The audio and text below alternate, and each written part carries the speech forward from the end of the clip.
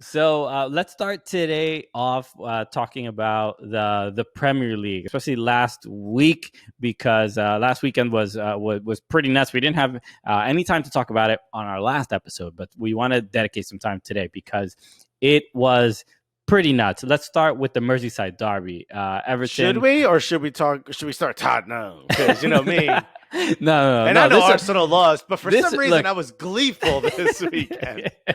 This is this is the appetizer, but for Alexis, the main course we'll be talking about Tottenham in a moment.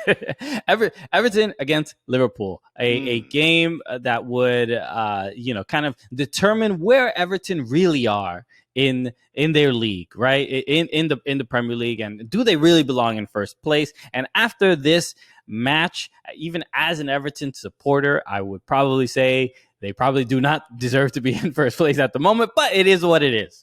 I mean, look, you did the league a service. You got rid of the greatest defender in the league.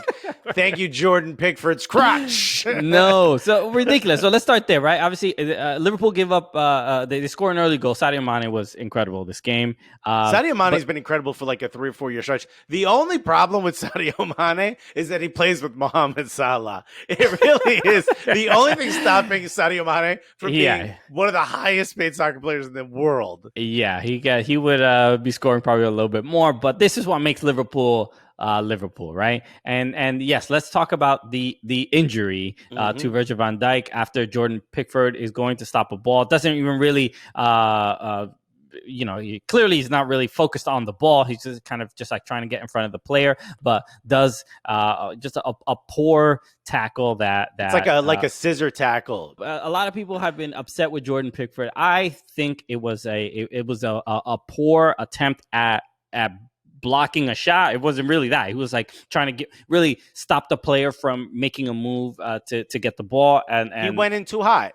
Because that is a typical goalkeeper sort of spread out, try to block all angles, try to make yourself as big as possible. But he went towards the player as he did that, and definitely, Virgil van Dijk hyperextends his knee a little bit. You can see, I don't know how serious the injury is, but he did have ligament damage, and supposedly he's out for a significant amount of the season. I heard the whole season. Yeah, the initial thing I heard was like 7-8 months. I don't know if it's going to be that long. We haven't heard. We're taping this on the 19th, so we don't know exactly the status. So that might have already been updated. But right.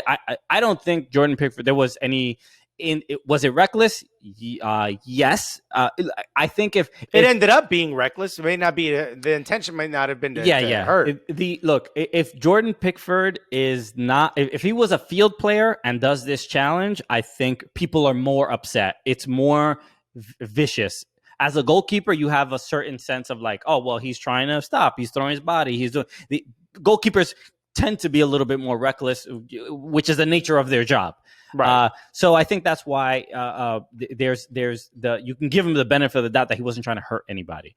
Right. But the one that upset me even more was the Richarlison tackle, the red card he sent off. The tackle on Thiago it felt like Everton was not trying to. They were in a point of panic or something, or like they were so afraid to lose that they were playing just so recklessly, and look, it ended up 2-2. The controversy, obviously, the offside call on Sadio Mane,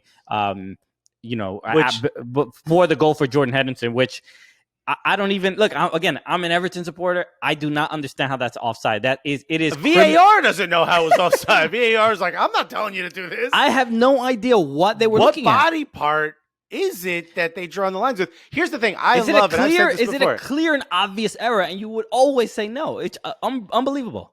But they did say, we're going to go with what the machine says.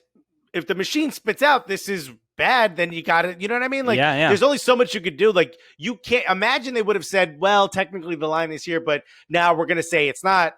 Then Everton fans would be like, whoa, wait a minute. We said we were going to go with the... So you kind of have to do it, but I think everyone on board is like, hey, dude, I love mayhem. You know me. I love bedlam. This is too much. This is too far. It's literally a pixel. like... It's a couple pixels, and we've said this before because this happened on a goal that was, I think, taken away by Raheem Sterling a couple months ago.